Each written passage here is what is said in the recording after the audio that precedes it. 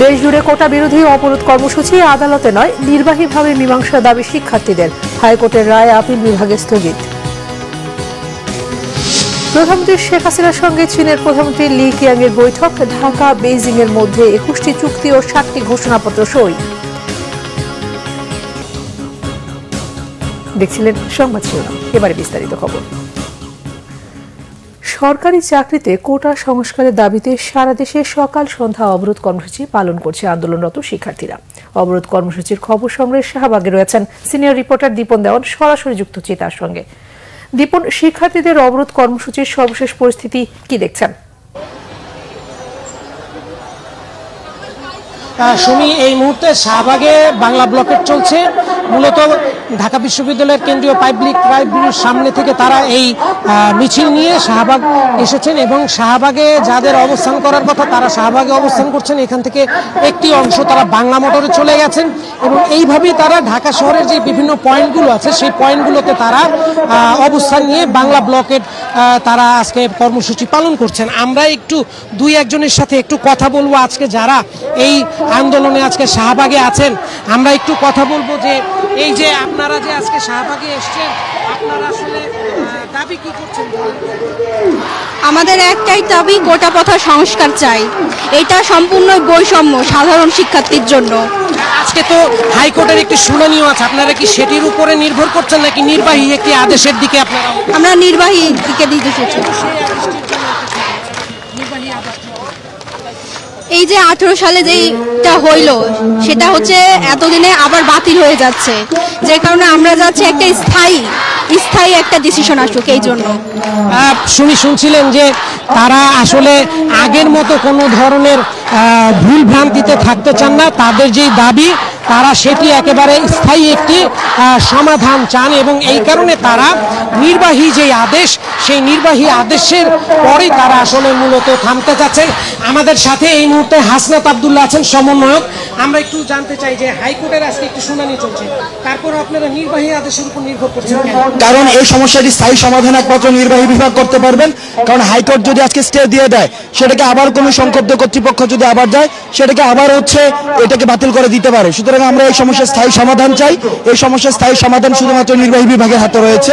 সুতরাং নির্বাহী বিভাগ যতক্ষণ না পর্যন্ত সুস্পষ্টভাবে বক্তব্য দিয়ে কমিশন গঠনকারী যে আমাদের যৌক্তিক সমস্যার সমাধানের আশ্বাস দিচ্ছেন, ততক্ষণ পর্যন্ত আমরা রাজপথ থেকে যাচ্ছি না। আপনি একটু থাকবেন। আমরা সুমি বলছিলাম যে তাদের যে নির্বাহী আদেশ এটির উপরেই তারা মূলত ভর করছেন। এই হচ্ছে এখানকার সর্বশেষ অবস্থা। সুমি। দীপন, আপনাকে ধন্যবাদ।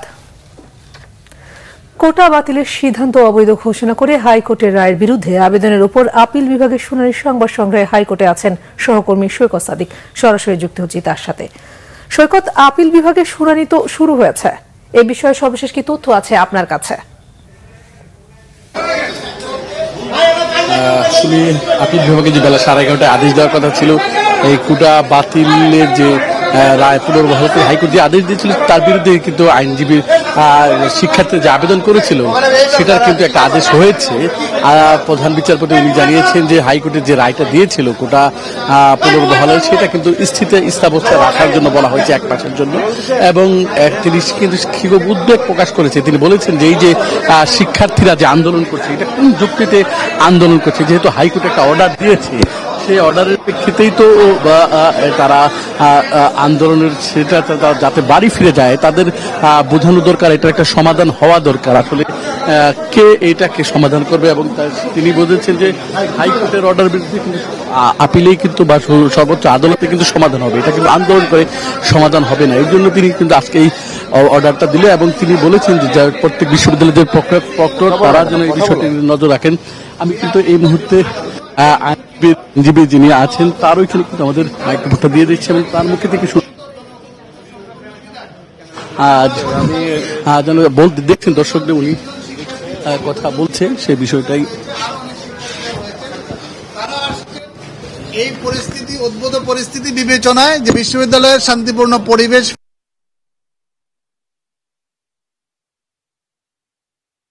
অ্যাপিলেশন থেকেই করতে হবে, সত্যি না হওয়া পর্যন্ত যাতে স্থিতি অবস্থা বা একটা স্টে আদেশ থাকে, সেই জন্যই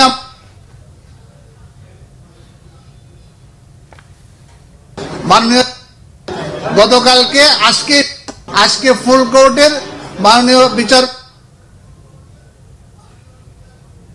বিন্দু উপস্থিত ছিলেন, ওনারা সন্তুষ্ট হয়ে আমরা খুব বেশি সাবমিশন দিতে হয়নি রাখি না, এই জন্য যেহেতু এটা পলিসি ম্যাটার, যেহেতু একটা সরকারের সার্কুলারকে আমরা শুনছিলাম হাইকোর্ট প্রাঙ্গণ থেকে সৈকত সাদিককে ধন্যবাদ। চীনের প্রধানমন্ত্রী লি কিয়াংয়ের সঙ্গে বৈঠক করছেন প্রধানমন্ত্রী শেখ হাসিনা। বৈঠকে ঢাকা বেইজিং এর মধ্যে 21টি চুক্তি সমঝোতা স্মারক ও 7টি ঘোষণাপত্র সই হয়েছে। বেইজিং সময় সকাল 11টায় দেশটির প্রধানমন্ত্রীর কার্যালয় গ্রেট হলে পৌঁছলে প্রধানমন্ত্রী শেখ হাসিনাকে স্বাগত জানান চীনের প্রধানমন্ত্রী লি কিয়াং। এরপর দুই প্রধানমন্ত্রীর মধ্যে হয় একান্ত বৈঠক। দুই দেশের স্বার্থ সংশ্লিষ্ট নানা ইস্যুতে আলোচনা হয় তাদের মধ্যে।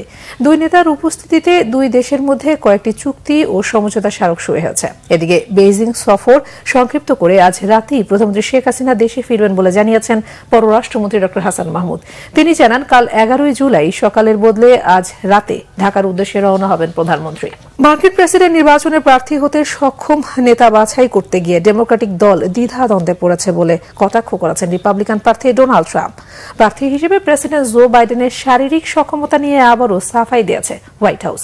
মঙ্গলবার ফ্লোরিডা অঙ্গরাজ্যের ন্যাশনাল ডোরাল গলফ কোর্সের জনসভায় ট্রাম্প বলেন, শারীরিক ও মানসিকভাবে সক্ষম প্রার্থী বাছাই করতে গিয়ে চরম বিশৃঙ্খলায় পড়েছে ডেমোক্র্যাটরা। তার দাবি, এতে পুরোপুরি ভেঙে পড়েছে কট্টর ডানপন্থী ডেমোক্রেটিক পার্টি। কটাক্ষে সুরে বলেন, প্রার্থী কে হবেন? ঘুমে ঢলে পড়া বাইডেন নাকি হাসির পাত্র কমলা? এই সপ্তাহেই সঞ্চালক ছাড়া মুখোমুখি বিতর্কে অংশ নিতে বাইডেনের প্রতি চ্যালেঞ্জ ছুড়ে দিয়েছেন ট্রাম্প। বাইডেনের শারীরিক সক্ষমতা নিয়ে আবার প্রশ্নের মুখে পড়ে সাফাই দিয়েছেন হোয়াইট হাউসের press secretary Karine J Pierre. তিনি বলেছেন, প্রেসিডেন্টের শারীরিক ও মানসিক অবস্থার সর্বশেষ ডাক্তারি প্রতিবেদন হোয়াইট হাউসের ওয়েবসাইটেই রয়েছে। বাইডেনের নির্বাচনে থাকা অথবা বিকল্প প্রার্থীর বিষয়ে রুদ্ধদ্বার বৈঠক করেছেন ডেমোক্র্যাট নেতারা। বৈঠক শেষে জানানো হয়, আপাতত বিকল্প প্রার্থীর বিষয়ে ভাবা হচ্ছে না। যদিও 81 বছর বয়সী বাইডেনের প্রার্থিতা প্রত্যাহারের আহ্বানে বিবৃতি দিয়েছে কংগ্রেসম্যান মাইকি শেরিল। এ নিয়ে দলে 7 জন কংগ্রেস সদস্য এমন আহ্বান জানালেন। এই ছিল এখনকার মতো।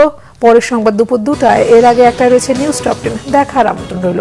এছাড়া বাংলাভিশন সংবাদ এবং সংবাদ সংশ্লিষ্ট অনুষ্ঠান দেখতে ভিজিট করুন www.bbnews24.com ও facebook.com/banglavisionnews এবং সাবস্ক্রাইব করুন youtube.com/banglavisionnews। ধন্যবাদ সবাইকে।